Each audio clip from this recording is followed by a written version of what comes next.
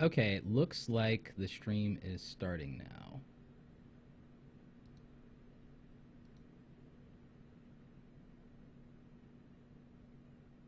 In fact, actually, okay, we're live, thankfully.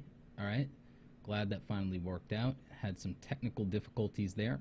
But hey, everybody, this is Roberto Blake of robertoblake.com, helping you create something awesome today. So welcome to another live Q&A for the month. This one is January. I actually am going to be traveling pretty soon, so before I, check out of town, I just wanted to update you guys on some things going on in the YouTube community, talk to you about people losing views and subscribers, what you can do to grow your channel if you're a small YouTuber and you're struggling right now. So I wanted to do this live Q&A. We're going to take a look at some things in the YouTube dashboard. I'm going to do all that good stuff. And just real quick, just want to pop up here on screen. How's it going, everybody?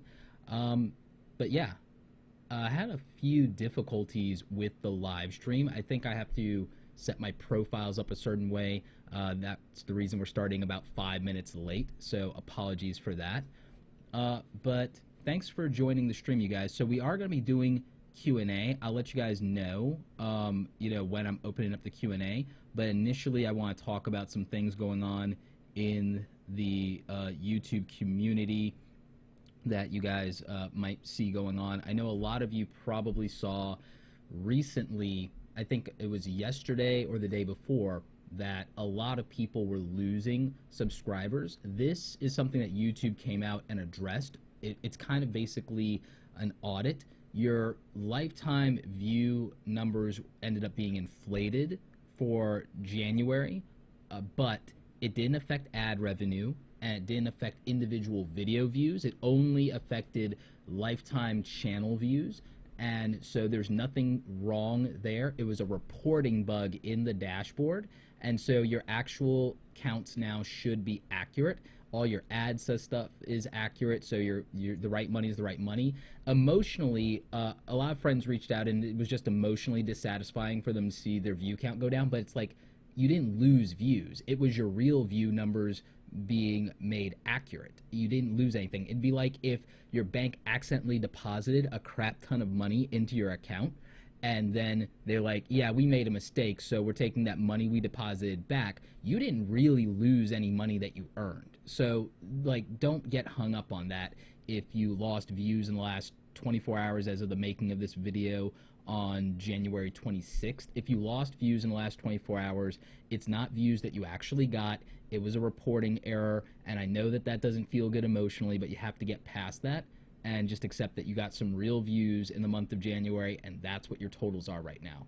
So that's one of the things that's been going on recently. In general, a lot of YouTubers have been talking about losing subs. There is a subscriber bug. I mean, YouTube has said there isn't from reviewing 100 accounts, but I've literally had over 100 people tell me or even show me where they've been unsubscribed to either me or another YouTuber. I've seen myself unsubscribe to no less than 30 channels that I want to be subscribed to. So I know that the subscriber bug is real.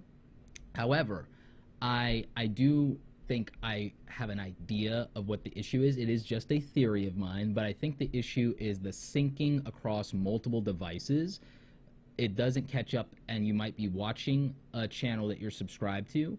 It might make you think you're unsubscribed on your mobile device, like on your phone, and then you decide, oh, well, I'm going to resubscribe from your phone, and then it unsubscribes from you from your main account that's usually on your desktop. So I really just think that's a syncing issue, and that might be a visual bug and an account syncing thing. We've seen account syncing problems before in other applications, and updating passwords and things like that, especially with social media. So I kind of think that is where the real issue is, at least from my perspective.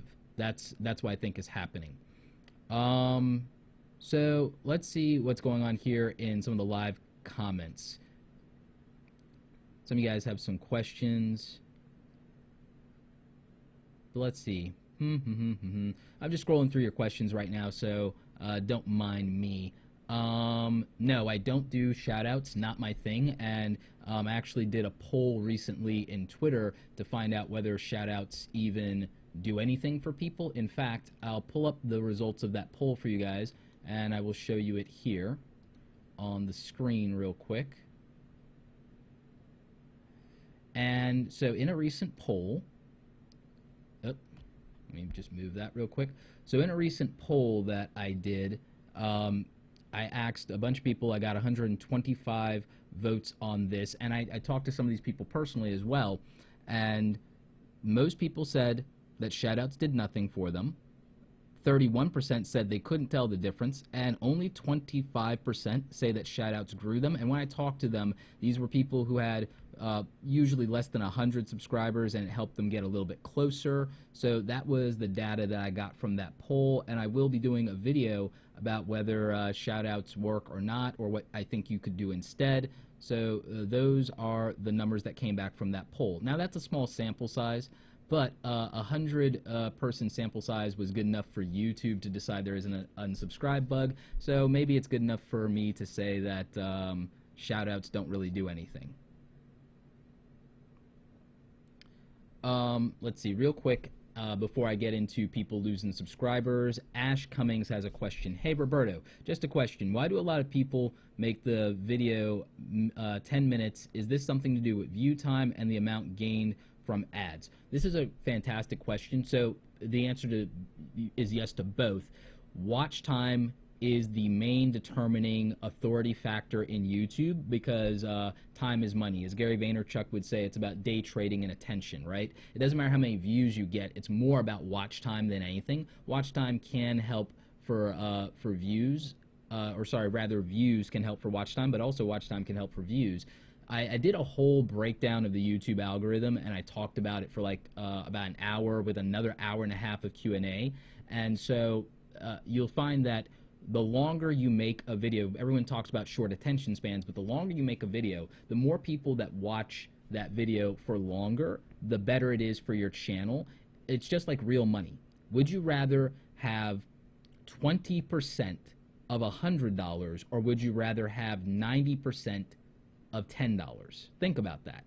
If you have 90% of $10, you made $9, but it's like, oh, I got the majority of what was available, but the ceiling was really low, right? But if you set the ceiling higher and you go, well, how much of $100 could I get? And you got 20, you literally made more than double the money. So it's better to have a longer video, which is why live streaming on YouTube is actually becoming more of a thing. It's better to have longer videos, to be honest, even if people cut out early on them. Your retention rate is not as important as your watch time. So quick sarcastic joke and Barb, because it's like I'm not a mean guy, but it's like I am snarky and I'm sarcastic, and maybe I'm a mean guy. So yeah, no shoutouts, and anybody saying notice me senpai, no. So no, I'm playing around, but it's like I'm kind of a dork like that, but I'm like seriously there's just I have a personality where I'm just very snarky and sarcastic. Some people don't like it, but that's fine. Not everyone's going to be a fan of yours. Not everyone's going to like your YouTube content. Not everyone's going to like your personality. That's just life. That's just straight up life. Let's see. What else is going on in the comment section? Let's talk a little bit about the YouTube subscriber stuff. So in general, everyone loses subscribers. That's a regular thing. Whether YouTube is doing any purges or anything like that, that's pretty normal. And ultimately, you can't do anything about losing subscribers. It's more about just doing right by the subscribers that you have. But it's also, I'll teach you how to use the YouTube dashboard to understand where you might be losing subscribers. I mean, I bleed subscribers all the time, but I will make a video, to be honest with you, I'll make a video sometimes about Adobe and graphic design stuff, and there are a lot of people who subscribe to the channel that if I make a video that disagrees with them, or if I disagree with them in the comments, and I often disagree with people in the comments, like all the time, and some people won't do that. A lot of YouTubers, they don't just ignore their comment section just because sometimes they think people in the comments are toxic, or because they're getting ragged on in the comments. Sometimes YouTubers ignore their comment section because if they respond back and they don't respond back the way someone likes, people do a couple of things. One, sometimes they'll unsubscribe if you disagree with them. They're more likely to unsubscribe based on you replying to them than you ignoring them, to be honest. That's just real. And I don't agree with that, which is why I do a lot of non-YouTubery things, because I don't care about what the best YouTubery thing I can do is, because one, I'm just me. You guys know that. I'm very real. It's why I can do live streams. It's why I don't use scripts for my videos. I'm just rolling with me, and I'm going to do what I want the same way I would in real life. If I disagree with someone in real life, I'm going to tell them straight up, and I'm not always going to be nice about it.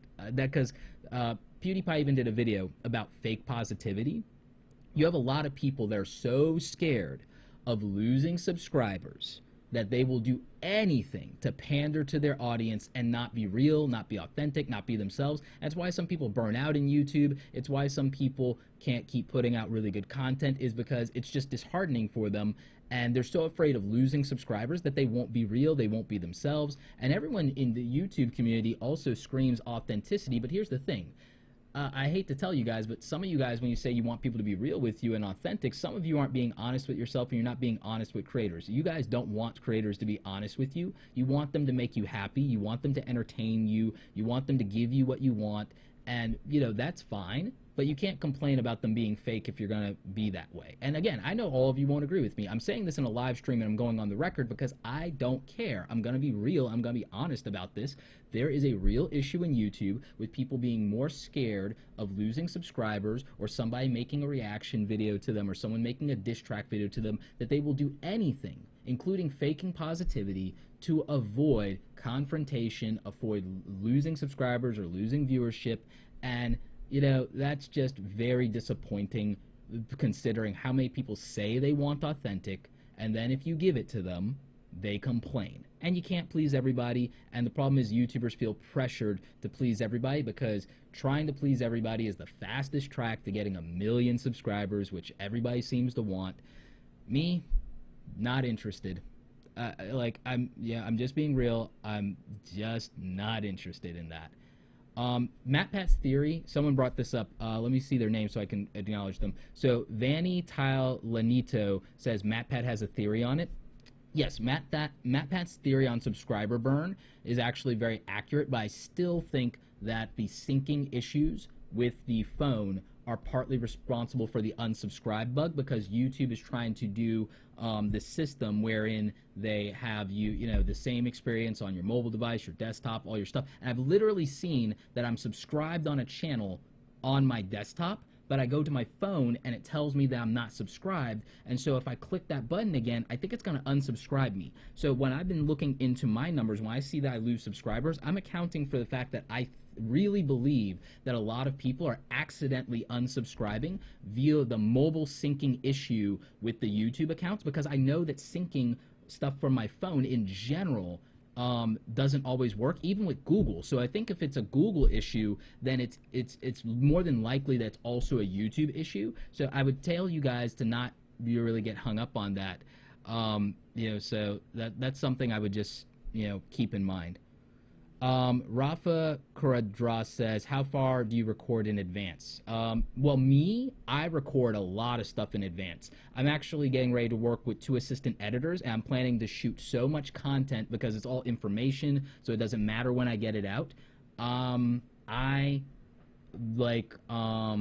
What I would do with that is I batch record. I batch record a ton of stuff. I shoot 10 videos at a time, and just depending on how much I want to put out, I do a bunch of that. I have videos for weeks that I have unedited. I have literally more than 20 or 30 unedited videos on my machine right now, and I'm recording a lot more stuff to give to new editors I'm going to work with. I'm going to stop editing everything myself because I can afford that now. I want to put out more content. I want to do more stuff. I want to experiment with some things, and so I'm going to do that.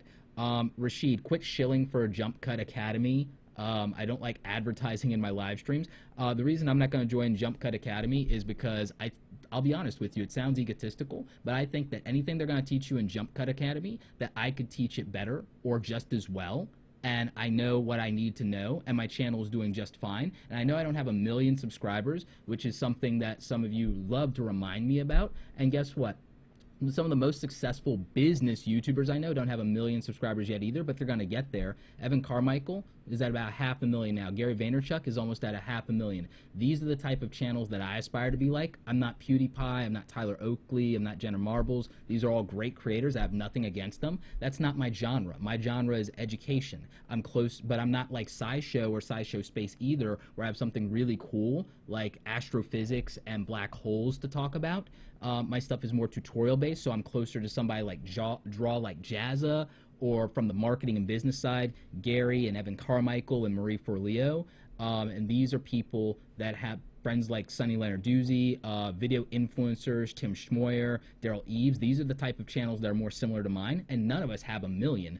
But Gary and Evan have a really great strategy for getting to 1 million that I'm kind of implementing as well. We all kind of like run on the same page. I don't know when I will get 1 million, and I don't care. When I get it, I get it. I'm much more interested in the revenue side of not only my channel and my personal brand, my public speaking, but also the things I'm doing with Create Awesome Media and the things I'm getting ready to do with Awesome Creator Academy, because there's so much opportunity to help people with that. My one-on-one coaching and consulting is doing well.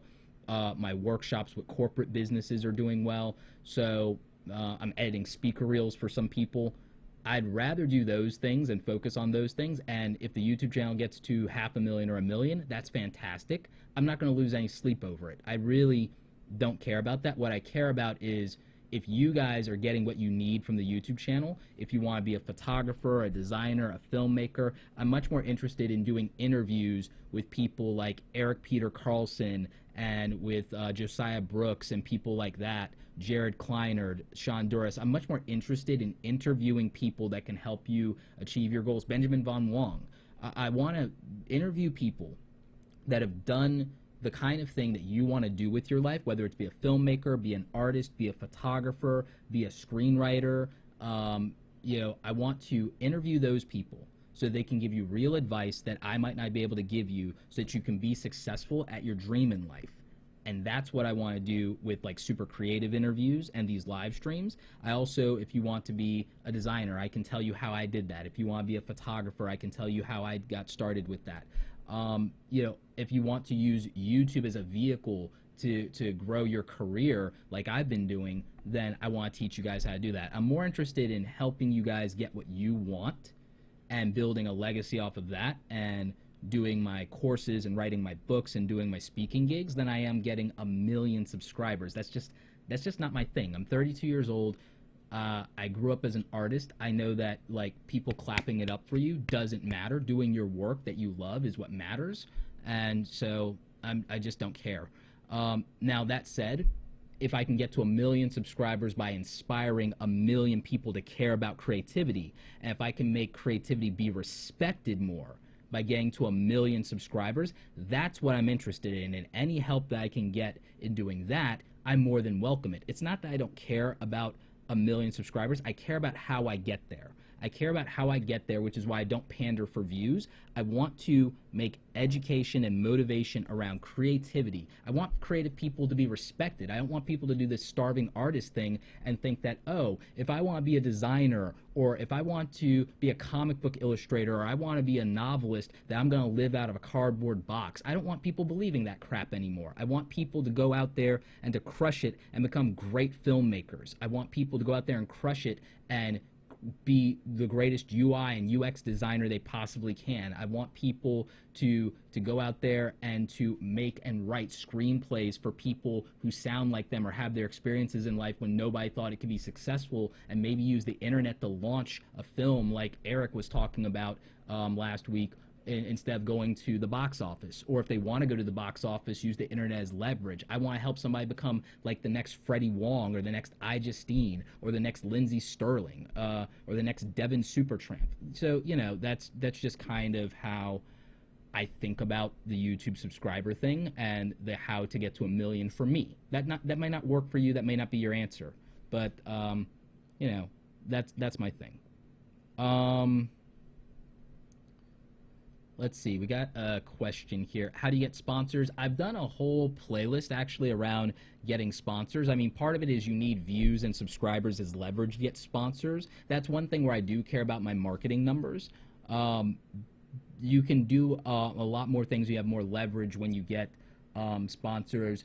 a theory that is pretty popular is that, in theory, with monetization with the sponsors in terms of how much money you can get for sponsors, the theory typically runs that it's about roughly $100 to $250 per 10,000 subscribers that you have.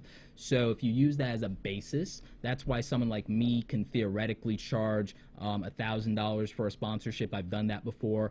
That's not always the number you get. Sometimes it's relevant to, well, how much hardware, software value was there? Was it worth that plus the money, or was it a split on something else, or was there an affiliate model baked in? Are you getting a commission on any sales related to the tracking URL? So sponsorships are different. Something I'm getting ready to do with sponsorship that you guys might want to look into is I'm building a sponsor-based media kit that puts my demographics and my stats in plain English for the sponsors, and also links them to a playlist of previous sponsored video work that I've done. So that that's something that I'm really looking at. King Flip asks an interesting question. How do you get over the fear of your channel getting huge? So King Flip, I think you're thinking about how do you get over the fear that if your channel gets big, that it might disrupt your life. Well, the answer is you have to account for that. You have to make a plan for that. And if you're making enough money on your channel, that part of that might be moving to a gated community, and I'm not even kidding about that.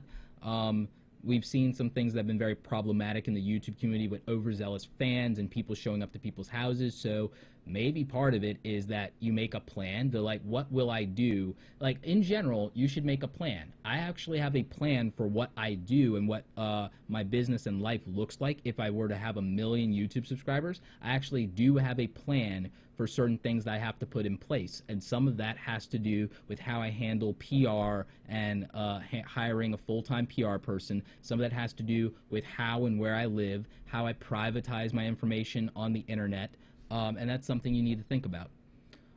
Mirza Sultanic asks, what font do you use the most? Probably the Helvetica family and Compacta. That's probably what I use the most. Ryder Cressman asks, hey Roberto, I know people don't care about clickbait a lot, but if I clickbaited, I couldn't live with myself. What do you think about the mass clickbait era on YouTube? I've seen more clickbait in 2017 than ever, and from channels I even respect are going that route.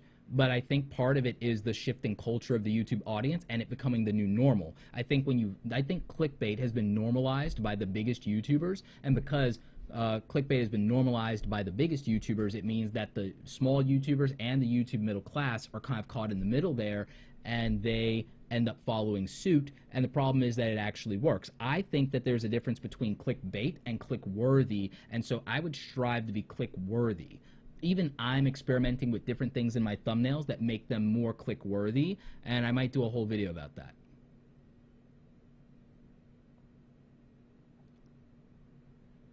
So yeah. Tana says, YouTube has been acting glitchy lately. Yes, I do agree. Kiwi Trails ask, hey Roberto, do you have any tips for action sports videos?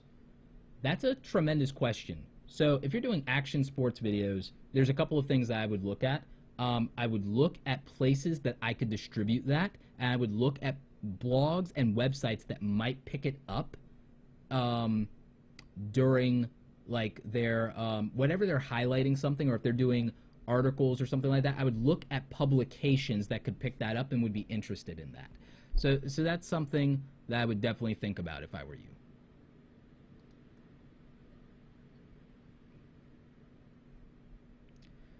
So, what do I think about ad breaks during videos? I think if you structure your videos well, that ad breaks during videos could actually be a really good idea. I think that doing them ever so often, even during a live stream, could be very important for your revenue. So that matters. Tana Does Tech ask, are websites necessary for YouTubers? This is an excellent question, Tana. My answer personally is yes. I believe this because as a YouTuber, YouTube is not a job, which I've said before. YouTube is a business. It's an entrepreneurial venture, right? I'm not saying YouTube isn't work. More than anyone, I know that YouTube is work, and I believe in that. I want us to get away from this era, and every time a YouTuber says YouTube is their job or is a job, personally, if I could, I want to slap them. I want to slap them so hard, and it's not a condescension thing. I think that when you call YouTube a job, you're disrespecting what it actually is, because a job is very rudimentary, and it's no disrespect to anyone who has a job. But if you have a job, you punch in, you punch out, and there's, an infrastructure in place for you, and you have a certain lack of responsibility if you have a job. But when you are a YouTuber, everything is your responsibility, everything is your fault. That's the same as being an entrepreneur. That's the same as running a business. So I think that you have to approach YouTube like a business. And so if you're going to ask, does a business need a website today? The answer is overwhelmingly yes. So if you are a YouTuber and you don't have a website right now, here are some options for you. You can go to robertoblake.com/Bluehost. That is my affiliate link. Bluehost is actually really good. They are what I'm using, and I'm migrating more of my websites over there. So if you have a WordPress website, which I recommend, I would do that. They also have a website builder if that's not your thing. I do a combination of HTML code and WordPress, so that's just me because I'm weird. If you need a affordable option with the same great support, you can go to robertoblake.com/HostGator, and they're good. If you want something for a domain name, or you want something cheap, or you have special needs, I would say that Namecheap. So go to robertoblake.com/Namecheap, and that's another good one. And if you don't want to learn how to code or use WordPress, you can get Wix, robertoblake.com/Wix, which is Wix. Now, here's why I think you still need a website as a business or as a YouTuber. In the event that you don't have all the same social media names, like my YouTube channel is Roberto Blake 2, but in social media, I'm Roberto Blake everywhere else, right? So having a website as a hub, because some of you won't always have your same name. My friend Carlos Gill, he has like 5 different variations in social media on his name because he couldn't get the account early. So you need to have a hub for that. The other thing is when you're emailing sponsors, having a professional website and email address could really matter. Having a website where you can have them download your media kit for sponsors where they can see your rates or see what you offer, that's important. Having an email list that you can use to contact your subscribers or where they can get free newsletter stuff from you, that's important so you can maintain the relationship outside of YouTube and build your brand. So I think that having a website is 110% necessary for YouTubers today. So I have links in the description below for web hosting if you want to get a website. Those are affiliate links. They help out the channel, and I would definitely recommend that.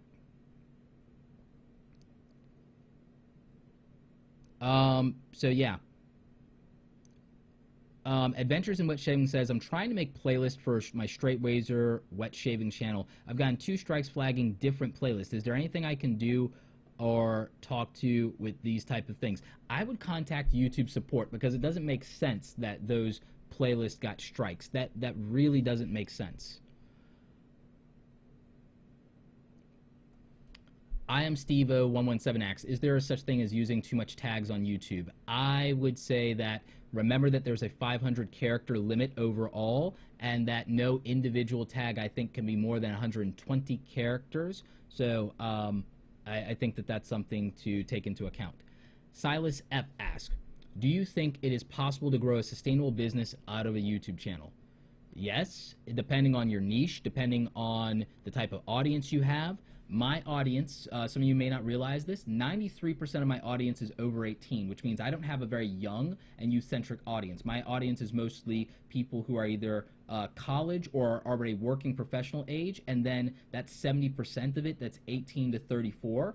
And guess what? The other 23% is older than 34. So these are marketing managers, CEOs, small business owners, entrepreneurs. So that's it depends on who your target market is, what their age and demographics are, and what the buying market is for that. I do very well on Amazon affiliate links. I do very well on TubeBuddy affiliate links. I'm about to do some stuff with Outro Maker. I'm about to do some stuff with ConvertKit. Obviously, I do a ton of stuff with audio blocks, video blocks, and then I do sponsorships, so that's sustainable. But outside of the YouTubery things between AdSense, sponsorships, and affiliate marketing, the thing is I use YouTube to grow my email marketing list that offers my coaching and consulting services, and also I'm getting ready to launch my own online courses outside of YouTube that teach and train and educate with topics like personal branding, affiliate marketing, freelancing, video editing and production, and also the awesome creator YouTube guide, which is going to be like a huge course with like 100 modules to it. I've already structured that out. That's probably coming in March with a pre-sale thing, and I'll be doing stuff like that. I think that my online courses by themselves will be a six-figure business, but part of the reason I can do that is I've established my credibility for breaking down topics and subjects and being authentic on YouTube. It gives me the leverage as a personal brand, as an online educator, to then move over to doing my own coursework. I'm going to offer some very light, free, entry-level Photoshop and courses on things like Udemy and on Skillshare, and maybe a few cheap $10 courses there, just to, again, prove my credibility as an educator, lets me market there, and then lets me siphon back to Awesome Creator Academy, where I then am selling high-level courses that are a few $100 that people can use that are dead serious. And so there's free content on my YouTube channel. It's very beginner stuff, but then I have higher-level courses that I will sell, and that's going to be a six-figure business by itself. YouTube grew my public speaking. I charge $5,000 to $10,000 for public speaking appearances and workshops. It's grown my consultancy for marketing and social media and video marketing related stuff. It gets me clients that want video editing for their speaker reels because I'm also a speaker. So it depends on how you want to approach it. You can absolutely grow a sustainable business on YouTube. It's just a matter of tactical. More than anything, it's a matter of tactical. So yeah.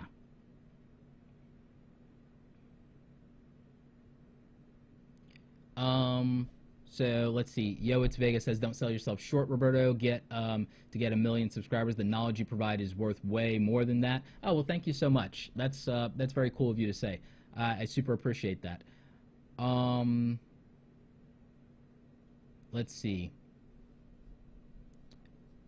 Deshawn Johnson says, was there a time you thought you wouldn't make it to where you are now? Yeah, every day in my early 20s. Every day in my early 20s, I didn't think I'd make it to where I am now because I genuinely thought that I was going to kill myself because of my spiraling into depression, my anxiety. Severe anxiety and depression was something I struggled with in my 20s and a little bit in my teens. So yes, I did not think that I would be successful. I did not think that I would grow a six-figure business. I did not think that I would be a speaker. I didn't think that I'd have a great career because I thought, honestly, that I would be dead by now because that's where my mindset was. But part of breaking through that mindset was doing the work and being more authentic and honest with myself and taking personal responsibility for everything that I was unhappy with in my life was what changed it for me. I realized no one was coming to save me, and that if I wanted a good life, I had to work for it myself. I had to design it for myself. I didn't, and that opportunities weren't going to be dropped into my lap just because I thought I worked hard enough or I deserved it. I realized I had to fight for myself. I had to fight for the life that I want, and it changed everything for me. And so after that, I had no doubts as to whether I'd be successful because I had no doubt that I would do the work required and the work required to be happy. So that's just something that I wanted to share because I think that a lot of you probably don't think you will make it, but I don't think that your version of thinking you won't make it was, in some cases, as severe as mine. And that's not like a comparison thing. I'm just putting it into perspective of, you know, if you, whatever you feel that you're going through, understand that it's within your ability to deliver yourself from that situation. Understand that your success is entirely within your control if you focus on the things that you can control. I can't control whether people like me, not really. I can't control things in the landscape of the world culturally or politically. What I can control is how smart I am by educating myself. I can control how hard I work by discipline and work ethic. I can control what skills I do and don't have to make up for anything in terms of a lack of talent. So I can outwork my circumstances is what I would pass on to any of you. That anyone can outwork their circumstances.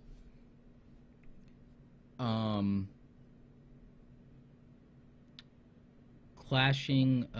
Where'd that thing go? There was a question. There was an interesting comment here.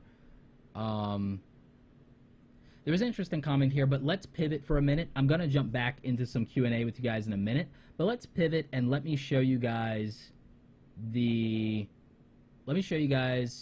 dashboard here in YouTube, and let me show you guys some numbers on the losing subscriber thing so that you might have some more perspective.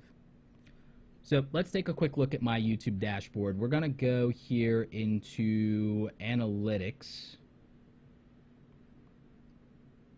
and then you get your general analytics. We're going to go, I always change this from 28 days to 30 days. It does 28 days because that's the smallest amount of days in a given month, but I prefer 30 days. Watch time is the most important thing, and you can tell that because it's right here and it's the first thing. And then after that, you know, average view time is right there, and then come the views, guys. So understand that UI and UX designers do that for a reason. It has everything to do with what a priority is.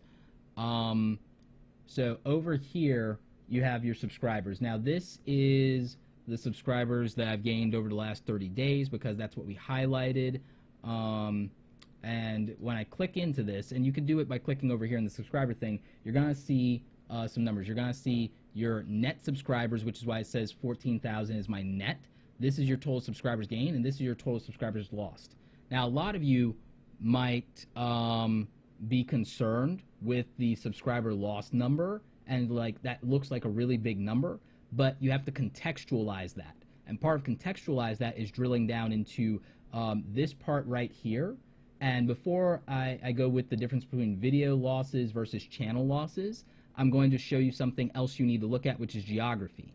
Now, this is over a 30-day period, so you have to understand that in a 30-day period, you might lose like X amount of people per day. So that's one part of the equation. So if we're looking at like 3,000 people, that's still only 100 people lost per day.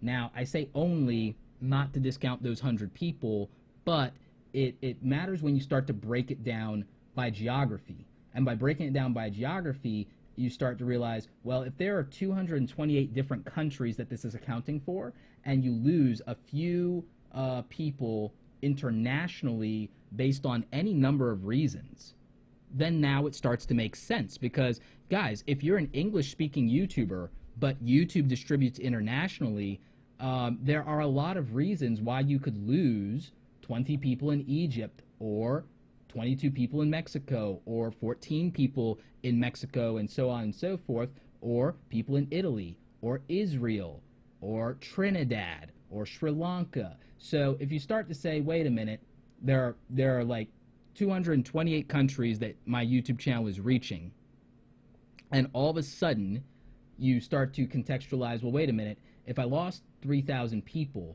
but if there are 228 countries that I'm distributing to, and I'm losing 10 here, 20 here, that don't even speak the same language necessarily, there are reasons that you could be losing those subscribers. You might have a channel where the closed captions, if you're using YouTube's automatic closed captions, that could be very difficult for those international viewers if they are not native English speakers, but they can read the language, and you have inaccurate closed captions that are automatically generated by YouTube. That could be a problem. Now, the other thing there is if you use what I use, which is I use rev.com, which I did a video about that and how it's an easier way to close caption, and they weren't a sponsor. I think they will be in the future. Then what that means is, okay, all of a sudden it makes sense that if my closed captions aren't accurate, I could be losing some of my international following. So when you account for the international following in the geography, let's take a look. I only lost 1,500 people from the United States, and I say only because there's a lot of factors there, and over a 30-day cycle with this many people gained and then many people lost, ratio-wise, it's not bad, to be honest. Now, in my case, out of those US subscribers, some of them will be on individual videos. Some of them, YouTube can't attribute what video they were lost on. But if I go to individual videos, if I look at some of these, I'm like, okay, any of these numbers could be people who don't agree with me, or people who don't like the way I replied to them in a comment. And so when you think about the number of videos I have, that, you know, anything on those videos could generate a loss of subscribers because I have almost 1,000 videos, I'm not going to worry about, you know, that loss when you think about it from that perspective. You know, not a big deal. Looking at it from the channel perspective, and then, actually that was what I wanted. I wanted to go based on channel, source, and then I could do geography afterward.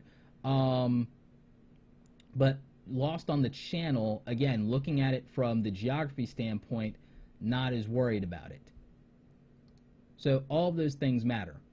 Now, if I go to the top level here, and I look at the number of accounts that YouTube closed like out 430 accounts, and those could be people doing different things. Now, the other thing is I get a lot of people in my YouTube comment section asking for sub. And so I believe that there's a large portion of these things where YouTube can't attribute the where I lost the subscribers to.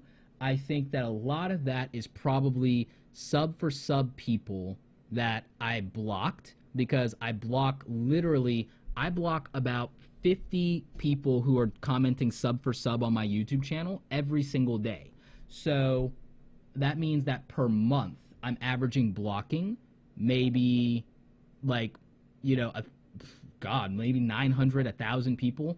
Like I'm reporting them as spammers. So those people would obviously unsubscribe to me. So that number, not surprising to me, not in the least. So that's why I don't worry about the you know, subscriber thing as much. And then I also know that because I reply to my actual comments, that some of my replies will probably tick people off if they don't agree with me, or we have a back and forth, and so I'll lose subscribers over that. I don't care, you know. So that's something that I just don't worry about. Now, something that's very interesting that I don't know if I've ever showed you guys how to find this before is, where is it? There's a community setting, and here's the thing. You can actually see who is subscribing to your channel. If you go to community and you click on subscribers, you can see who has subscribed to your channel most recently. And like, oh, that's cool. A lot of people who actually have profile pics and have subscribed recently, so that's cool. Always dig that.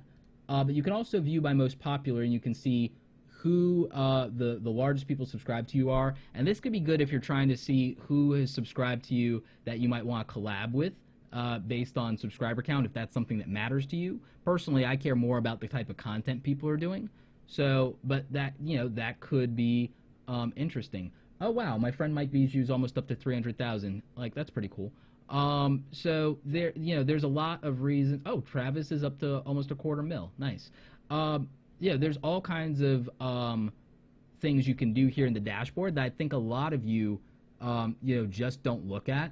I block, when you want to talk about how many people do I block from commenting, it's a lot.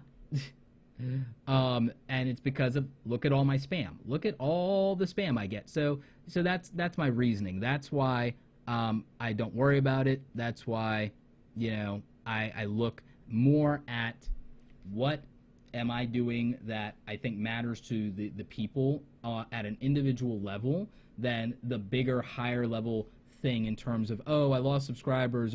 So when you look at it, think about the fact that you're losing subscribers every day, but you're gaining subscribers every day. But then consider that you also, YouTube is international, so there's reasons why you might lose international subscribers every day.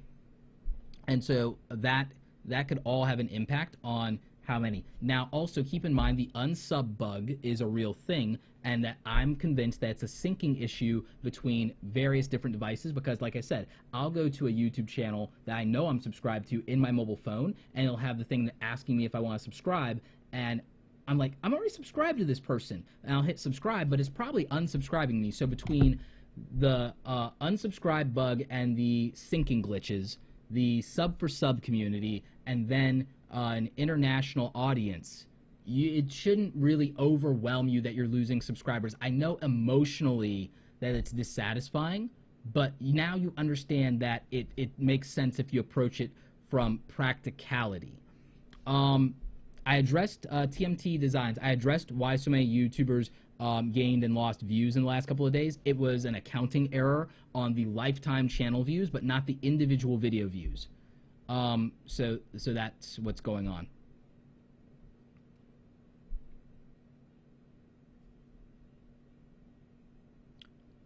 Let's see. Draw Curiosity says, I also appreciate that you take a lot of pride and care of your comment section. I feel like it's encouraging for those who value the video to be able to comment on it too. Absolutely, I do that, and I like to keep the comments clean for you guys. I think that by keeping the comment section clean for you guys, by eliminating the sub for sub, the spammers, the scammers, the people dropping links, that I think is something that makes the comment section much more enjoyable for all of you guys. And I think that as a YouTuber, you should consider. A lot of people worry about censoring their comment section. I think that it's about accountability. I think that if you were a teacher in a classroom or you were an entertainer on stage, if someone's wrecking the experience for everybody else, you have a responsibility to do something about it, because you guys don't go to my comment section saying, gee, I hope a small YouTuber is here promoting themselves. You guys don't go to my comment section for that. You go there to have a conversation or to ask me questions or to talk to each other about what's going on and to give each other advice and tips. And so I just kind of take a responsibility there of I have to eliminate the people that are disruptive to your experience, and that's what matters to me, because if I was teaching you guys in a classroom, I'd have to do the same thing. So that matters. Samarchi said, you're showing your revenue.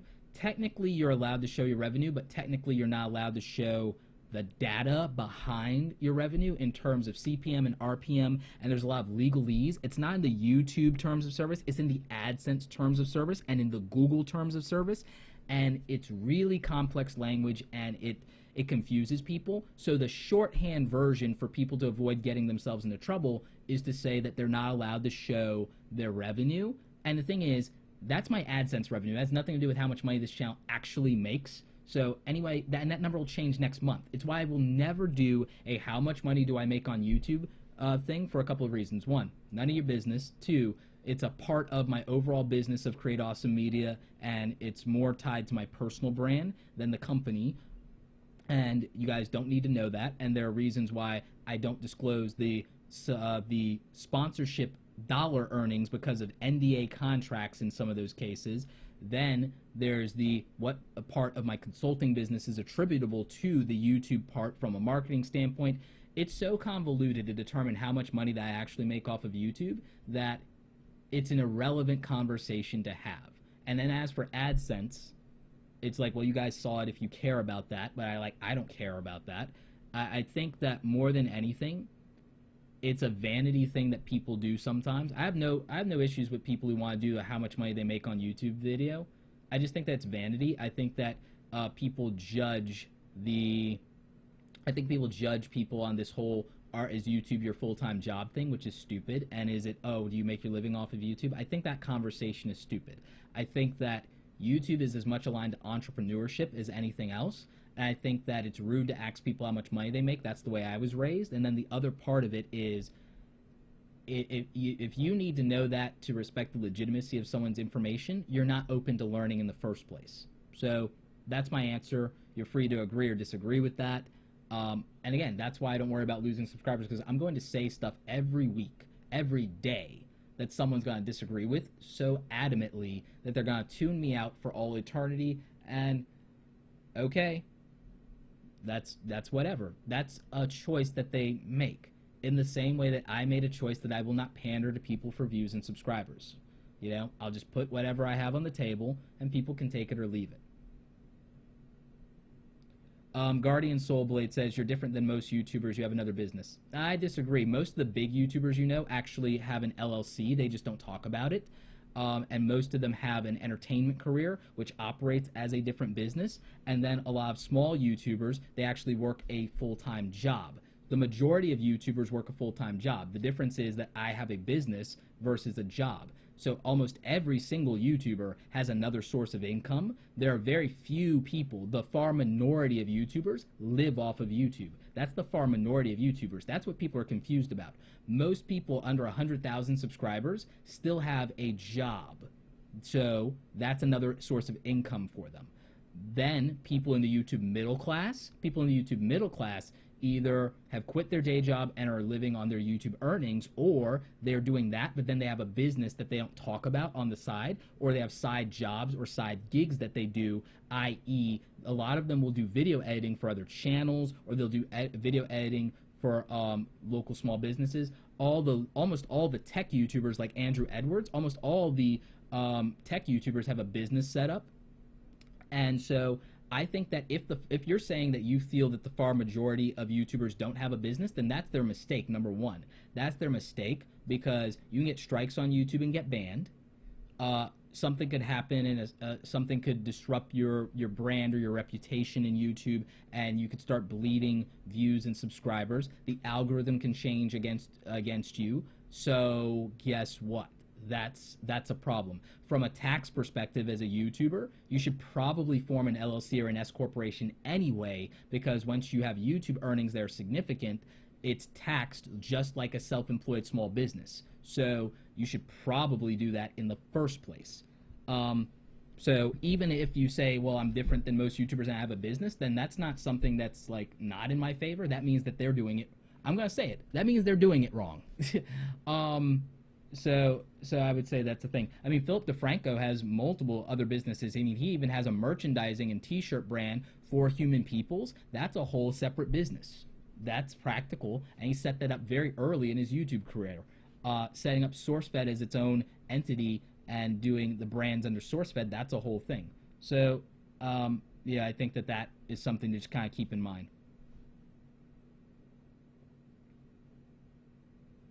So yeah, most YouTubers either have a 9-to-5 job or they have a business. The far minority of them sit somewhere in the middle, usually transitionally as they're growing their channel and then developing a business mindset. Obviously, younger YouTubers either do YouTube and then they wait tables. Look, Gabby Dunn broke an article about some people that used to work at BuzzFeed that had 500,000 and over 250,000 subscribers, and they still had to wait tables to make their rent money. Okay, so if you guys think that YouTube subscribers and getting millions of views per video means that you can make a living off of YouTube, I really hate to burst your bubble. Actually, I don't. That's a lie.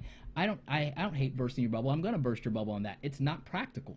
Not if you're going to live in California. Maybe if you're going to live somewhere with a low cost of living, that might be feasible. But if you're going to live in California, between the cost of living, the tax structure, and then the fact that you can't really live in LA or San Diego or San Francisco without a car, there's no way that you can really make a living off of that without either running a business or doing that kind of stuff. So that's just what I would say you have to consider.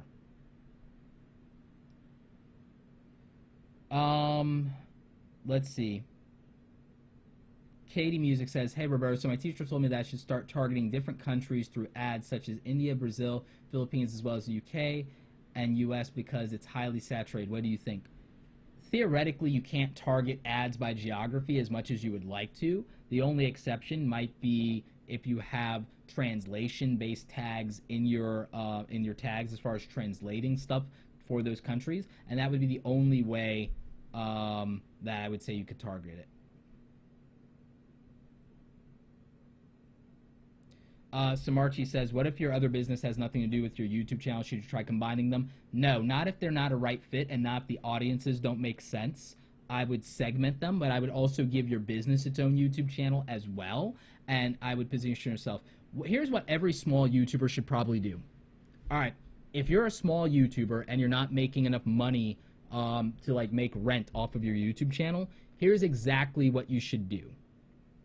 What you should be doing is you should be promoting the fact that you know how to edit videos. If you've done at least 50 to 100 YouTube videos and you edited them yourself and you shot them yourself, you should go to local small businesses, because almost every local small business, because of social media marketers like me, realizes that this is a thing, and that video is a thing, and that YouTube is a thing, and that video and Facebook ads with video are a thing, that Instagram ads with video are a thing now. All the marketers have been preaching this, and 2017 will definitively be the era of video, the era of live streaming. If you have any experience with video editing and live streaming, and you're a YouTuber, you should go to local small businesses and you should show them that you're a savvy young YouTube person and that you can help them get videos done for their business, and that would actually allow you to make some real money, more than probably the ad revenue that you're making. So you could get like anywhere, and it might not sound like a lot initially,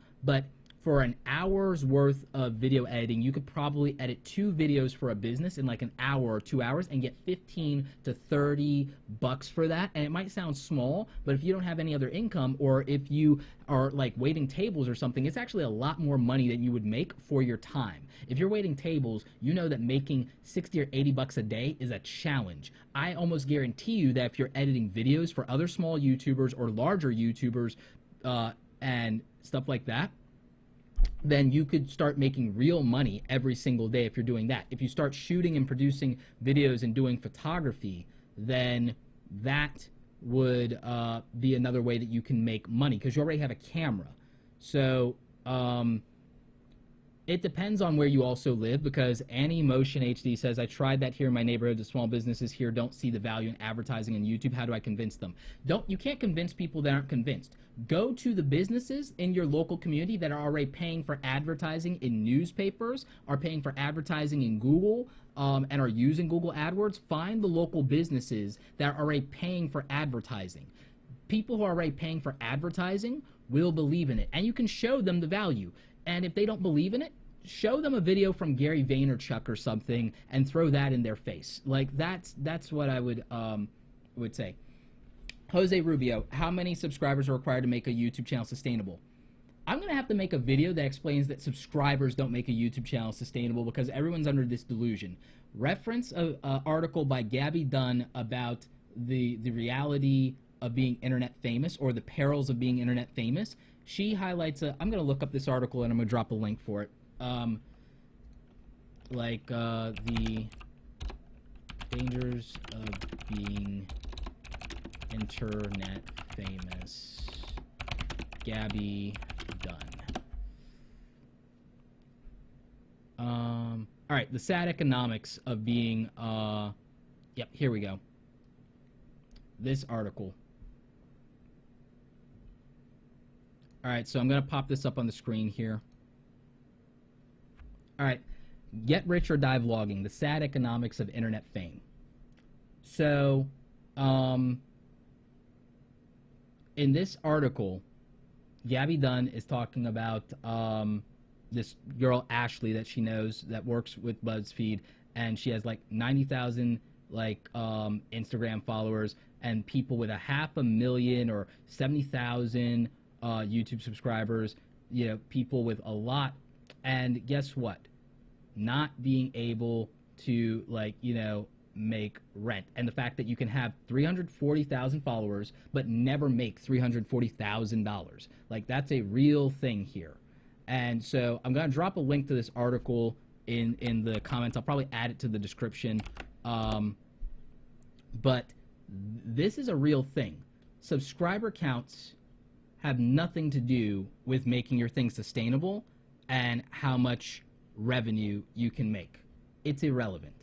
Like, all of you subscribe to the YouTube channel, all of you who are watching this live stream right now, let me ask you something. All of you watching the live stream right now, have any of you ever, like, donated like $5 to me via fan funding? Have any of you bought a Create Awesome t-shirt? Have you know, have any of you you know, ever hired me for anything? The answer is literally no, right? So that means that of the couple hundred of you watching the live stream, that this live stream is not going to translate to necessarily a couple $100 in revenue directly from you guys. However, when I get an individual client on a video that only got 2,000 views, which a lot of you beat me up in the comments about, like, why do you have 190,000 subscribers and only 2,500 views on this video? Well, the thing is, that video might have been targeting a specific person that then writes me a check for consulting or hires me for a speaking engagement, and then all of a sudden I get real money that has nothing to do with YouTube or the ad revenue or a sponsor. It's that it got me a business client, a contract, a speaking gig. So those things matter. Later, there will be things where, like, it sells books. Later, there'll be things where it sells courses. And so the majority of people doing the, like, try to be YouTube famous thing are relying on ad revenue, which, in my mind, that's a mistake, right? And a lot of people are relying on, oh, if I can get to 500,000 or 1 million subscribers, then all of a sudden I'm making real money and I make big money. So that's not true.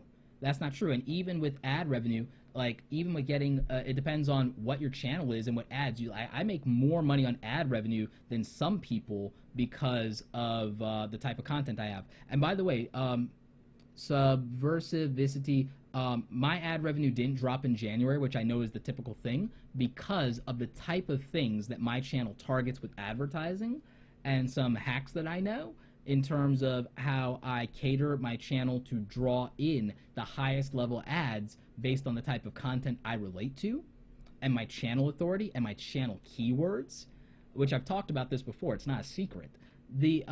I haven't seen a drop in ad revenue, which you guys saw when you were looking at my dashboard data, which is like, I wasn't trying to show that off or show you guys like my AdSense stuff because I don't really care, but you know, it's not bad, and I'm doing less than 1 million views a month, and it's not bad. It'd be probably what a lot of you guys can quote, like, you can live off of. It's for what my cost of living here in like the South is, then yeah, I can live off of that if I wanted to, but I'd rather live off of my business. So, and I can put my YouTube money in the bank, or I can throw it at equipment and gear, like when I bought the Sony RX100 Mark V.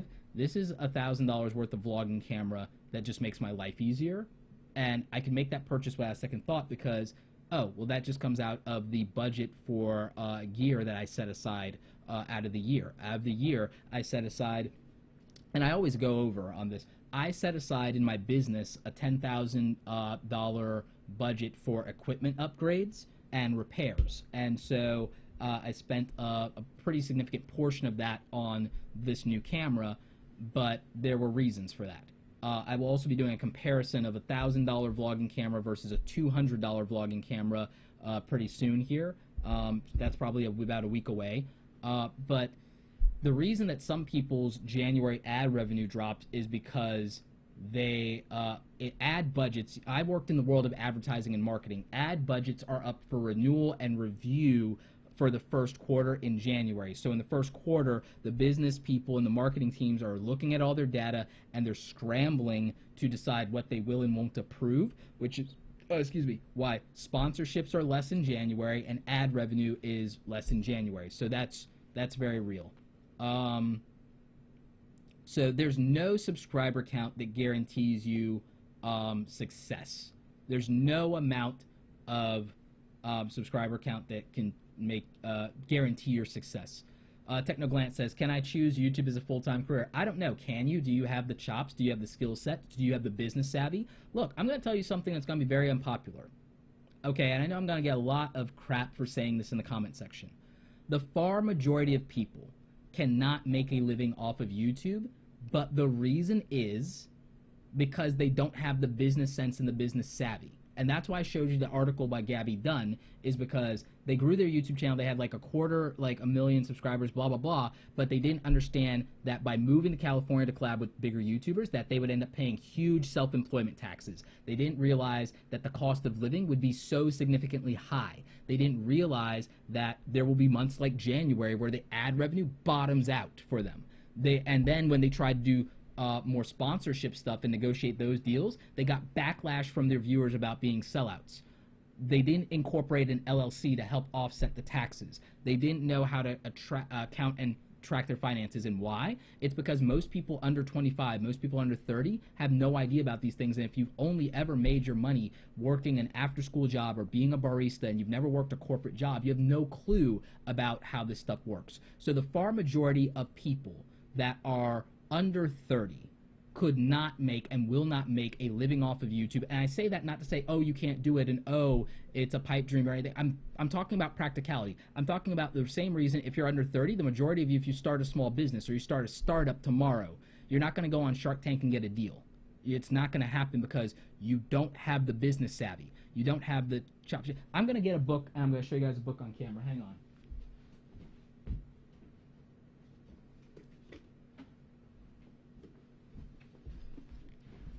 The far majority of people will not be successful on YouTube, not because they're not entertaining, not because they don't have a great following of subscribers, not because they don't produce great content. It is a distinct failure to read this book. It is a distinct failure on the part of most YouTubers that they will not read this book, Start Your Own Business.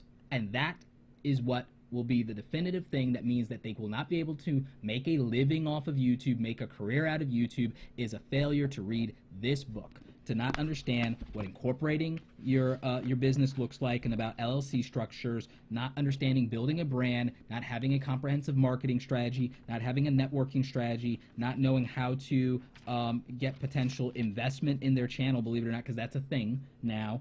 Not understanding how to name a business, not understanding how to negotiate their brand deals, because there's a whole thing on negotiating successfully in here. There's a whole chapter on that.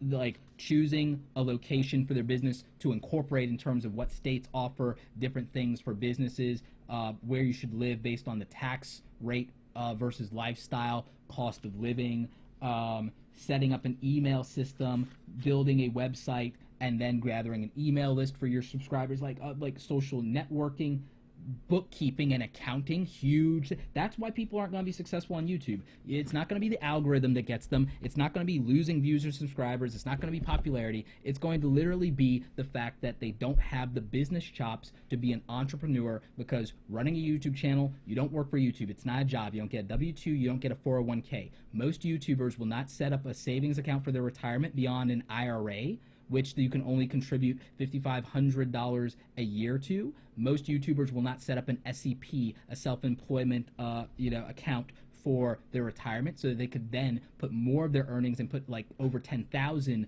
a year into their retirement fund for their old age, for later, and everything like that. It's like that's why people won't be able to be successful on YouTube, is a lack of business understanding more than anything. Yep. So that makes sense. Alphys OG says, I worked for a business as a technical support, then moved into marketing. I did tons of work with the sales team and finance team. You really do learn a lot from working in a corporate company. Absolutely. Absolutely. Why that book when there's 100 of them? Well, this book breaks it down section for section and makes it very practical and gives you resources, and that's why I would say this book, because it's comprehensive and you can go chapter by chapter to the specific thing that you need. There are several books that I actually can recommend. I'll probably link it up in the description, a link to my recommended business books in kit.com, but that's what I think. I haven't read Who Moved My Cheese in years, but I do remember it was one of the books that I actually did read to build a business. So that I think really is important, and I would recommend it. I would also recommend the book Master Your Money by Money Master the Game by Tony Robbins. That's definitely a good one. Read Nicole Lapin's book. And then I use an accounting software. I use FreshBooks. Someone was asking about that. So yeah, so that's what I think. I really believe that more than anything, it comes down to the reason that people may or may not be successful in YouTube is going to come down to a lack of business savvy, a lack of marketing savvy and strategy, and a lack of technical ability as well. I think that when you don't know how to manage your finances, how to set up your business structure, or you don't have people you can go to, or you're not educating yourself on that, and you think that it'll just be a popularity thing, that will be a problem. I think if you then don't also learn marketing, I think people post their YouTube content and they think build it and they will come.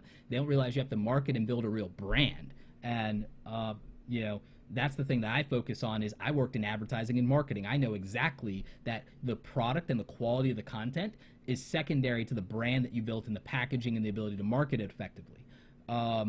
So that's super important. And then I think the actual general discipline is really going to be a problem for most people. I think most people get discouraged when they don't see numbers that they don't like, and they forget that businesses before this huge internet boom and startup culture, businesses would take a loss for 3 to 5 years the first year they were in business, and people expect that they're going to be YouTube sensations in a year because somebody like Rice Gum blows up in a year. You think that that's going to be you too, or you think that that's the reality? Here's some numbers that I want to break down for the reality. And I don't mean to like sound condescending. It's just that it's so discouraging to me that people are misinformed. Understand that only 250 YouTubers have a diamond play button for 10 million subscribers. Understand that less than 8,000 YouTubers have a gold play button. Less than 8, I'm almost positive that's the number, but it's definitely less than 10,000. Less than 10,000 YouTubers have a gold play button. Put this into perspective. There are 1 billion users on the YouTube platform, okay? Even if we said out of that 1 billion, that 100 million were creators. No, I'll do you better. Even if only 10 million YouTube account holders, if only 10 million, which I think is generous, and by generous I mean that's way lowballing it, right? If only 10 million YouTube creators exist, and the fact is that there aren't even 100,000 YouTube creators that have a gold play button, what does that tell you about a million subscribers? That's not the top 1%. That's the top 0.001%. Okay? So, judging off of that, and that is your margin of success or what have you, you can't go off of that, and you can't use the vanity metrics of subscriber count to determine what is successful or how you get to being sustainable or anything like that. It is all predicated on what you know how to do and what you like. Look, I met vloggers at Vlogger Fair that have 30,000 subscribers that can get $8,000 sponsor deals. That's nuts. Okay, so it's about business savvy more than it is anything, and it's about having the chops, and it's about the networking opportunities, it's about positioning for your brand, and it's all these things that you don't understand if your thing is just making goofy videos or just making, like, it's great to make videos you think are cool, you know? So it says that's real. That's just real.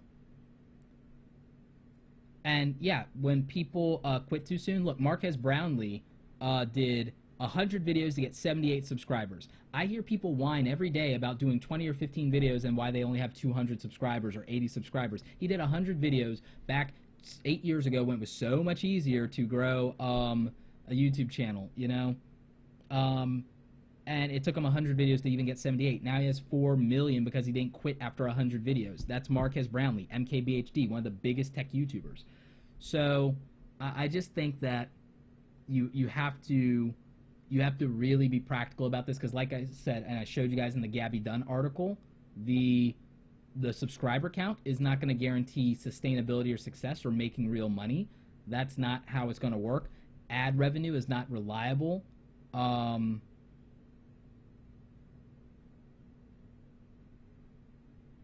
You know, so that's real. Look Now TV says, Roberto, I have you on blast making coffee in the house. You're killing it. Okay, right.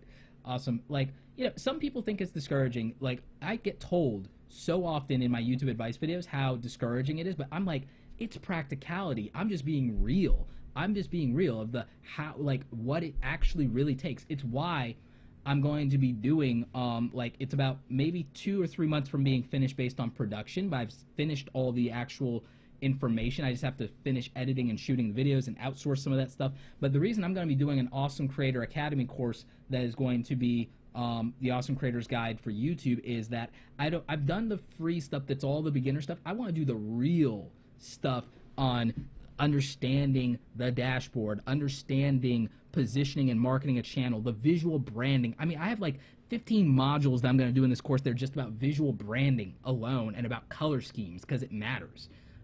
So I mean, there's just so much that people discount with what it really takes to grow a YouTube channel and be successful. And I think that people need to really do their homework and think about what a real business, you know, looks like. Red Rocket says, Roberto, what do you think are some emerging video topics or niches? I think that right now, because of politics in this country, that doing political satire, even though it will be inflammatory and you'll get a ton of hate, I think that one of the fastest growing channels you could do would be political satire, but you have to hit both the right and the left, and you're going to get hate from both, but that hate will generate so much ad revenue that it's probably worth it. I'm being dead honest there. Like, I'm dead serious about that. If I was someone who didn't care and I was like an independent or a moderate and I was like agnostic or something, I would probably, if I was starting today and I had nothing else that I was super interested in, or I'm fascinated by politics, or I'm a comedian, I would probably do a political satire channel, and I would study things like the Colbert Report and the Daily Show, and I would study the online news channels. I would study all the alternative left and right media, and I would literally poke fun at them. And it could be a hack to actually end up being, even if it's shouted out in a negative way on their Twitter or their stuff, the hate that you get from the left and the hate that you get from the right all requires a view, and thus you will make ad revenue like nobody's business, provided that you do your titles and descriptions and tags in a way that doesn't get your stuff demonetized. I think it would be like the ultimate hack. I think it'd be the ultimate hack for getting YouTube views and getting ad revenue. I think that if you literally put like Donald Trump, Hillary Clinton, Barack Obama, this one, that one, and you like pick a bunch of different political figures, and then you also put celebrities and you put that in every single thumbnail, that becomes so much clickbait. And again, I'm being very real about this would probably work. I don't want to do this, but I'm telling you, if I was going to do something tomorrow, I would probably do that, and it would probably make so much money that it would be obscene. But you'd have to do it for a year. So that's something. Another trending topic and niche that's going to get really, really big is everything VR and augmented reality is going to be huge. If you're going to do a tech channel tomorrow, I would say do a mobile apps channel tomorrow. I would do a mobile apps channel literally tomorrow if you're going to do a tech channel to start with that, both for the apps and tech gear and hardware. And I would do that, and I would do tech app tutorials, and I would do iPhone and Android hacks, and I would do that, and that's how I would grow a tech channel tomorrow. Another thing that's going to be really big and trending over the next little while is going to be, what was it? I had it in my head, right? I had it in my head just now, and it was a thing. Lifestyle channels. Lifestyle channels will be big right now. There's a resurgence in self-improvement and motivation, and I would go and I would ride all of those hashtags. I would ride things like Wednesday Wisdom, Winning Wednesday, Tuesday Motivation, Monday Motivation, Friday Gains, and I would do that stuff. So I really think that the lifestyle and the health and the fitness and meditation, I think that a guided meditation YouTube channel would blow up almost overnight.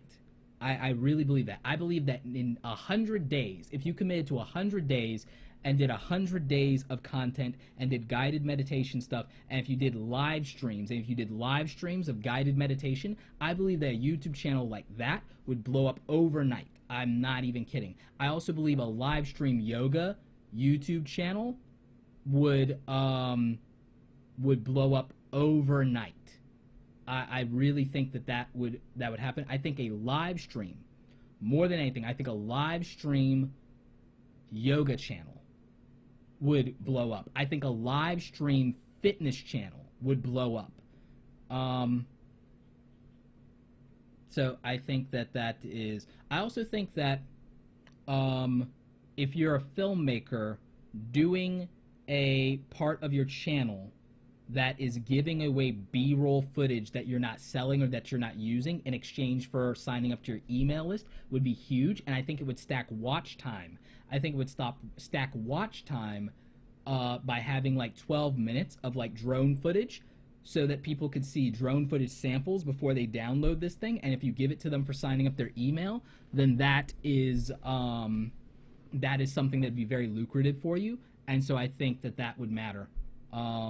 I also think BookTube is on the rise. I think that BookTube is going to be huge, and you guys ask me for downloads on books all the time, and so I really 110% believe that BookTube is definitely going to be a thing. And I'm just going to drop a link to the business books that I use in kit.com, and I'm actually going to be shooting and giving to my new assistant editor, like, I'm going to be doing book reviews. I'm going to be doing so many book reviews. It's going to be nuts. I'm going to be doing book reviews, and I'm going to give all of that to my new assistant editor so that I can get those out for you guys. And I think that's going to be cool. So there are my books for business from my kit.com link, which links over to Amazon. That's an affiliate link that helps out the channel. So thanks for the support and love, you guys. And remember, in the description of this video, I have links for things from web hosting and things to grow your channel and tools that I use, audio blocks, TubeBuddy, all that stuff. Books for business, and copy and paste and save. And I probably need to put the link for the Gabby Dunn article too. I probably need to do a video about the Gabby Dunn article, even though it's an old article, just because I need to revive the topic so that people understand the realities of YouTube. Because I think that is, I think that's important. So I'm just typing that in right now, you guys.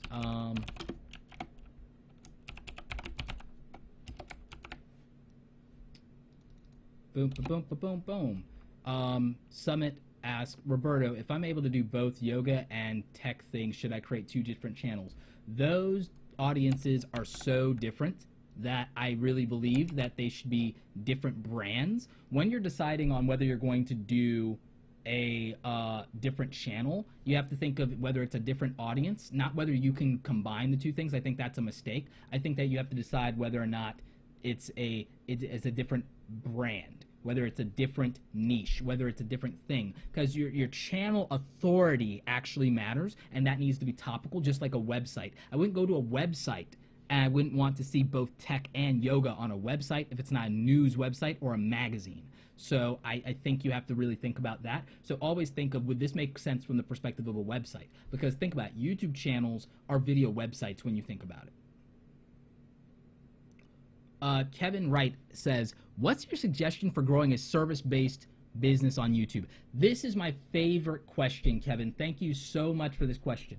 So growing a service-based business on YouTube, in my opinion, comes down to, do you have a team or are you an individual, so that you can either be a subject matter expert, or everyone on your team has to be a subject matter expert at their thing, right? So that's how you approach it, number one. So then you do topics that allow them to establish themselves as the authority or authoritative on the service that you guys provide. So you do that, meaning that if you were a service-based business such as a photographer, you would do what Jared Polin did. You would show yourself going on photo shoots, and you would show the behind the scenes of a photo shoot so people know what the experience is. You would show yourself editing your photos in Lightroom so that people know what the end result of a Jared Polin photography style looks like. And so that's how you'd market yourself, like as a service-based business, as a photographer. If you're a marketing company, then you would basically do the same thing that you do with your website, where you'd write articles, you'd cover marketing news, you'd cover the latest thing of what happened with Snapchat having a search feature now, you'd cover the stuff with you know, Instagram stories. You'd give tips and advice for that. And so that's how you'd grow a service-based business in YouTube with regard to something like that. I mean, take me. I'm a marketing consultant on video marketing, but also video production and optimization and editing. And so I can sell my services as a producer, as an editor, and as a marketer when it comes to anything video, because I have 1,000+ videos that I've done and I've proven it. I can actually sell even some of my expertise on live streaming because I do that pretty regularly, not only on this platform, but also on Periscope and on Facebook Live and on Instagram Live. I'm using almost every major live streaming platform right now. So by showing that and demoing that and giving tips for people getting started, I then am an authority, and that's how I sell the service to other people who want in-depth one-on-one. And that's another thing. You can also use YouTube to grow your email list for that service-based business, saying that if they like this information, that you offer some free downloads and advice or a free ebook over on your website. Get them over there using an info card and a link in the description, and then you're able to grow the email list for your service-based business. So I would say you create topical content for the industry that you're in that lets you be authoritative. You demo your services, demo your products, you show them off, but you don't do it in a salesy way. You approach it from the solution that people are trying to get from you. Primary example is, I think most of the people in this live stream, if they can afford it, when I release my courses in Awesome Creator Academy, I think that the personal branding and YouTube course, and also the video editing, the online video editing and video production course, are going to sell. In fact, I'll put it to you guys. I'm going to ask you guys in the comments right now. In a couple of months, I'm going to be putting out Awesome Creator Academy. This is going to be an online learning platform where I have courses that you guys can take, and you can see your progress in the courses. A lot of times there'll be like 100 lessons in a course, right? These courses are going to be $299, so $300, right? How many of you, as long as you can afford it, are going to buy those courses when they came out? Because I've already helped you with something on this YouTube channel, and I've already proved that I know what I'm talking about when it comes to cameras, and when it comes to editing, and when it comes to marketing and building a brand and business. How many of you, when the time comes, are probably going to buy that course as long as you can afford it? And also, I'm going to have an affiliate program, so people are going to be able to actually make a couple of bucks off of this as well. So, you know, that's gonna matter. There's a way that you approach it. You set up a practical idea of what this video content you're going to do on your YouTube channel is, and then you're going to align that with the needs of your ideal customer, and then you're going to figure out what you provide in value that is able to like tangent off of that content. So that's why I would say matters. Justin, I would say save up, dude. Like, save up. And Justin, I'll probably hook you up with a coupon, but save up. Yeah. So, yeah, that's real. Kushmer says, I have a kids channel. Can I upload same video to different channels? I wouldn't recommend it.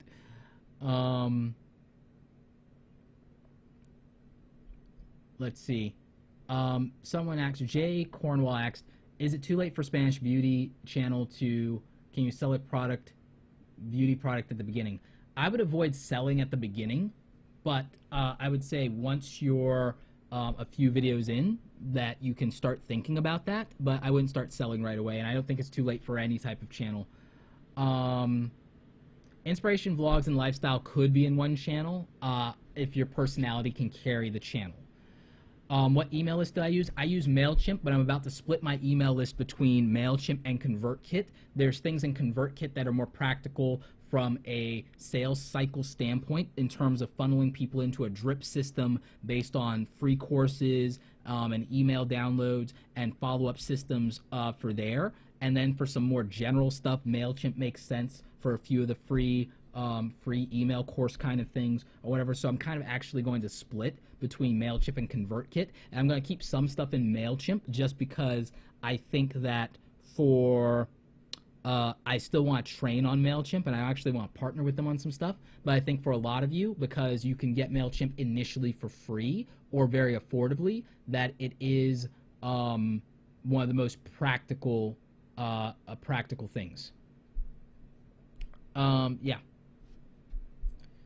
What is the insight you would offer musicians on YouTube in regards to evolving in the digital era while maintaining the brand of a musician first and a YouTuber second alongside growing the channel? Stenosis, this is a fantastic question. My advice to YouTube musicians is become a musician vlogger, meaning become a documentary of your life as a musician and what the struggle of being a musician is and what you have to live with and go through, and to show the process, and also show your live shows and your street performances if you do that, and interviews with other musicians, so that you're talking about the reality of being a musician and being a musician first. Show people the lifestyle of a musician, because that's also going to make them care about you as the person behind the music. That's why people watch reality TV, things like Making the Band, and people watch, America's Got Talent. You want to learn about the success and the struggles and the failures, and we care about that. And it's why documentaries and movies about musicians do well after the fact, even after they're dead. And so I would say just focus on that, as well as put out your music if you want to on YouTube that you can make available. Have a plan for music you want to sell, music that you make royalty free, and then combine that with SoundCloud. There's a possibility that Google is buying SoundCloud now, so there might be an upsell future in that for you that could be very lucrative. So think about that and position accordingly. Also, from an affiliate marketing standpoint, cover tools for musicians and use the affiliate marketing between Amazon and BH Photo Video to make money on that, and also off software. So do those things, do tutorials and those things as well. And so just really make it about what being a musician is about, and not just about your music, but about you as a musician. Tell war stories about getting your first gig. Tell war stories about getting fired. Like, do that. Resetus Pew asks, what lenses would you recommend for the Nikon D3200? The 35mm f1.8 and the 50mm 1.8 and the 85mm f1.8. Those are the lenses I would recommend. The prime lenses.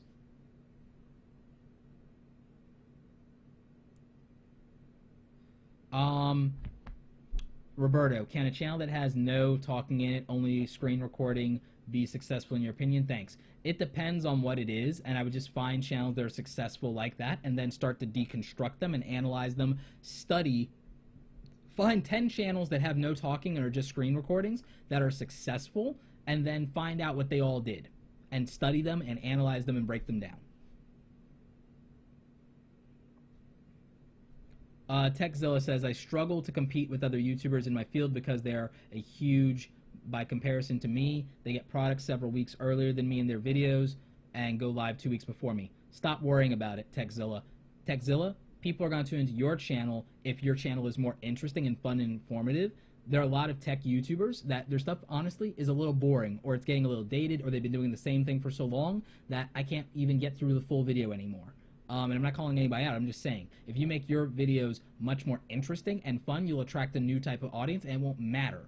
And I don't always watch, even if I watch a video that because the new thing came out and they reviewed it, I still watch stuff that came out 2 weeks later. And it doesn't matter how big you are right now. They have a bigger following. That's like, so stop worrying about it. You're not competing with them. Run your own best race. I was a track and field all-star, and you know why? I wasn't chasing other people. I was just trying to beat the clock. I don't care if I came in 3rd place if I'm 20 seconds faster than I was last week. So, you know. Liberty v. Justice, can you show how to do a live stream on YouTube? I will at some point. I'm figuring that out. So I will do a tutorial on how to do a live stream on YouTube at some point. Bihana asks, what focus mode is the best on Panasonic cameras? It depends on what lens you put on. If you are close enough to where you can get away with manual focus, I would say do manual focus. If you have to be on auto, then turn it onto facial priority and onto, like, I guess you can still do continuous, but if you can do manual, do manual.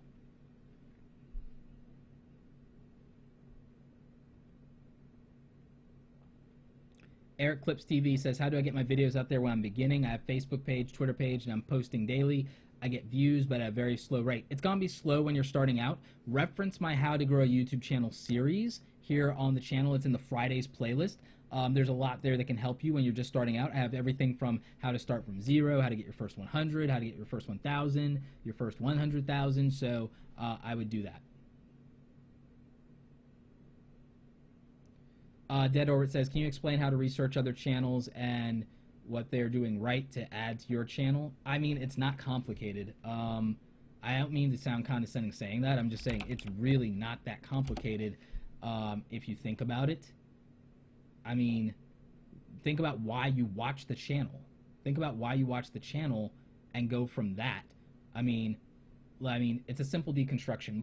Let's look at my channel. Okay, so custom channel artwork, check. And let's do this so that we can see the actual channel artwork correctly. Hang on. Okay, so custom channel artwork, well designed, communicates the brand value, check. Linked to website, check. Linked to social media and to Amazon for affiliate stuff, check. Profile pic facing inward, matches the overall branding, check. Makes it clear what the channel is about, check. About section describes the YouTube channel very well and provides a channel schedule and some additional information, check.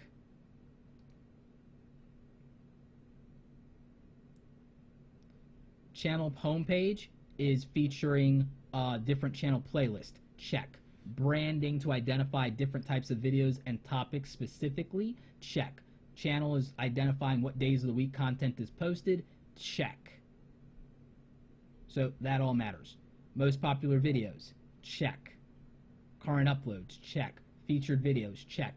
For new subscribers and videos, YouTube channel trailer, check. Okay, so those kind of things matter even with just setting up your channel. Closed captions for videos, check. Closed captioning just about every single video for the most part. All right? Playlist. Using playlist to identify what people want to see in the channel. Oh, look at that. I put every single video in a playlist, and I have 100 different playlists, but I have 1,000 videos, so I kind of have to. Check. Organized playlist. Designing thumbnails with playlist in mind. Check. Different types of content. Check.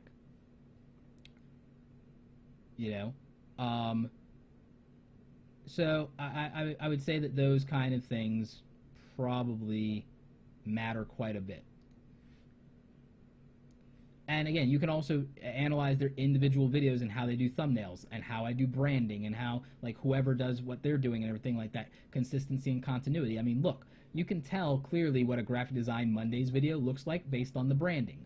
That's real. That there's a consistent channel branding. Create awesome t-shirts, that's a consistent thing. Tech reviews, focusing and highlighting on the products, which is what the biggest tech YouTubers do. When I want to do something click-worthy / clickbait, I do that. Okay, that's real. So, yeah, tutorial videos, okay, that's pretty straightforward. Clearly a YouTube Friday video has a specific kind of look to it. So analyzing and researching a YouTube channel, it's not complicated. It's just really not. Break down why you watch a channel, break down what you like about these channels, break down what they have in common, what are they doing at every single level, look at using all the YouTube features. It's, that's just something I would do. I'm only going to answer a few more questions. I'm going to go because we've been running for an hour. But thanks you guys for the tremendous questions. Some of these questions I have to go back and see if I can make a video out of them. Also, if someone wants to go back and rewatch the video and help out with timestamps, that'd be really cool of you. What's the most affordable lens? There's a lot of affordable lens for the Panasonic G7. The 50mm is probably, the 50mm f1.7 is probably one of the most affordable. Yes, I actually did talk about why people are losing subscribers, Millie. Roberta, what would you recommend to a design channel, business channel on YouTube for promotion? I would recommend that you demonstrate your skills, and that you also do content that would make sense for answering the questions of a potential client. Let's see.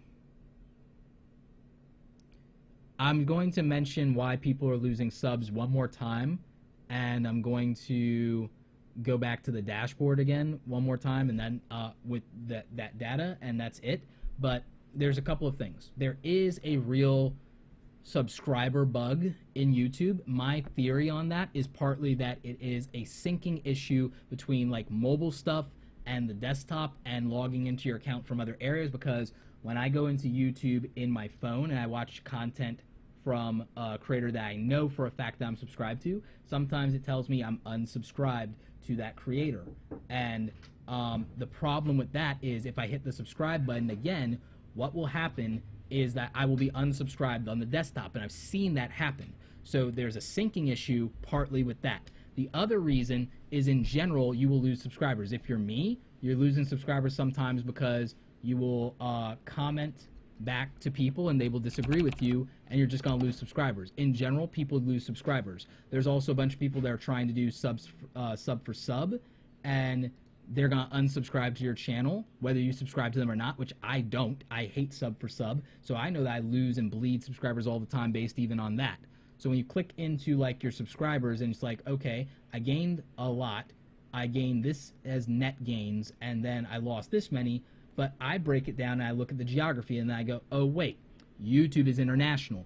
YouTube reaches all these countries. So look, I only lost so many from the US out of that, but there's 228 different countries that I could lose subscribers from, and I'm losing like from Bangladesh and Pakistan and, you know, Romania. So, if I'm losing 10 or 20 or 30 or 50 or something like that from another country where they speak another language, that's not a surprise. That adds up. It adds up to the overwhelming, like a little more than the majority of where I'm losing my subscribers are people outside of the US. And there could be any number of reasons. I could make a joke that culturally doesn't jive. I could be speaking too fast for them if they're not a native English speaker. They may not have waited for my closed captions to upload so they can accurately get that stuff.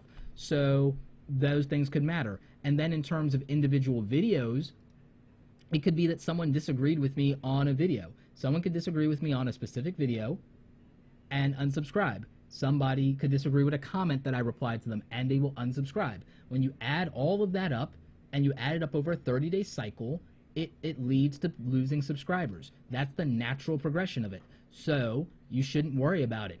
In theory, you should have the expectation that you will bleed 10% or something like that or more, maybe 20 per month. And it's okay, because a lot of it, if you go and you look at where you're losing them, probably is your international subscribership in a lot of ways. And then the other reason is going to be there'll be people who just don't like your video and decide that that's not what they came here for, and they will leave. And then there's the you know, sub for sub stuff. Subscriber rate doesn't matter. It's irrelevant. Subscriber rate is irrelevant unless you care about your subscriber count, which me, I don't, so it's irrelevant. Dan TRM, how to get more subscribers? Watch my How to Grow a YouTube Channel series. I've done over 100 videos on it.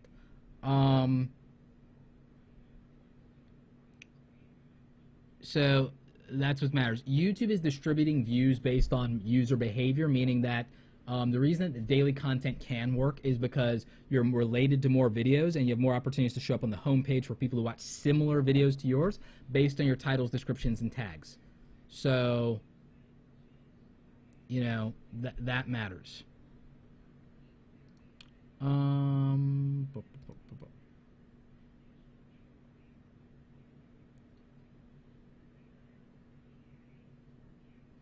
So if you're wondering why you're losing subscribers, those are some of the overall reasons. I actually already addressed the music question about 10 minutes ago, creating music. So you probably want to catch that in the replay. If anybody can help out with timestamps on the replay, I'd super appreciate it. But I already covered that actually. Violet's Practical Help, your psychology channel. Any ideas on how to market a psychology channel? hire me for consulting or deconstruct the channel Charisma on Command. That's probably a really good idea.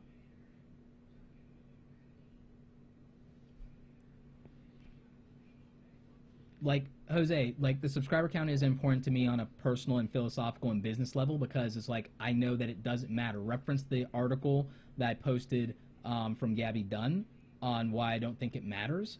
I can market. Look, I can sell to marketers because I used to work as a marketing manager. I know exactly what I need to say to them because I listen.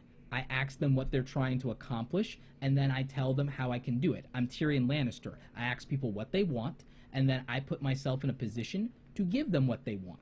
And it's that simple. Some people, they do that with numbers. Some people, it won't matter. I know YouTubers with 30,000 subscribers that get $8,000 brand deals. It doesn't matter. It matters if it matters to the other person, or it matters if you can convince them of what you actually need to convince them of to sell them, because you have to get at what they really want. And so if you're making the assumption that everyone cares about subscribers, you're making an assumption that has nothing to do with what they are up against and what their real problem is. Liberty v. Justice asks, how long will it take for this live stream to be posted after I end it? Theoretically, it will take a half an hour to an hour based on processing on YouTube's back end. I'm hoping that it is sooner, but I really think that that's about as long as it's going to take. Anyway, thank you guys so much for your questions. I apologize to anybody whose questions I didn't get to, but, you know, that's the nature of a live Q&A. I try to do these town hall style live Q&As for you guys at least once a month. So that's something that I really want to try to do to help you guys out, especially if you're small YouTubers. I will be doing a live stream, not only covering stuff in February on this channel, but I'll also be on TubeBuddy's YouTube channel every month from now on, doing Q&A and covering stuff that's going on in the YouTube space. So you'll definitely want to check that out and subscribe to them as well. And there are links and resources in the description below, including the article from Gabby Dunn about the perils of being internet famous and the economic reality of that. For those of you who, you know, are still under the assumption that like 500,000 or 1 million subscribers would make mean you'd make a living off YouTube, it's not really that way in real life. There are people with 500,000 subscribers waiting tables right now. So that's real. So thank you guys so much for tuning into the live stream. Thank you for all the tremendous questions. I will be doing this again. I'll try to give you guys more of a heads up. I just am doing so much traveling. I'm going to actually be in California toward the end of February at Summit Live. So if you guys want to come see me talk on stage about YouTube Live and live streaming and hang out, then I'm going to be at Summit Live in San Diego at the end of February. At the end of March, I'm going to be at Social Media Marketing World for you business people who can get tickets to that. And I also am going to be at CreatorCon Live. I might actually be doing the opening keynote there, and that's going to be in New Jersey in April. So if you guys want to come out to that, it's a super affordable conference. It's CreatorCon Live. I can't wait to do stuff with them. So it's going to be awesome, you guys, and I'd love to see you guys. Also, I'm going to be at VidCon this year. So far, I don't have a panel, but I'm going to be at VidCon, and I might do like a meetup there, and I might do a Q&A if people want to do a Q&A luncheon kind of thing. I'm thinking of doing that at VidCon. So I'm going to be in California for June doing VidCon. In May, I'm going to be at MomoCon, which is an anime convention where I'm going to be doing a panel on photography and video gear and working with models. I'm also going to be shooting a lot while I'm there. So, yeah, 6 months speaking and traveling. No, I won't be in LA in March 7th. Also, I'm going to be going to the next DJI event in February at the beginning of the month. I'm going to be going to that based on the drone stuff. And I did already, my Mavic Pro is already on the way, so there'll be stuff for that. All right, you guys, thank you so much for tuning in. Great questions, everybody. I'll catch you on the next one. Remember, go out there and create something awesome today. Take care.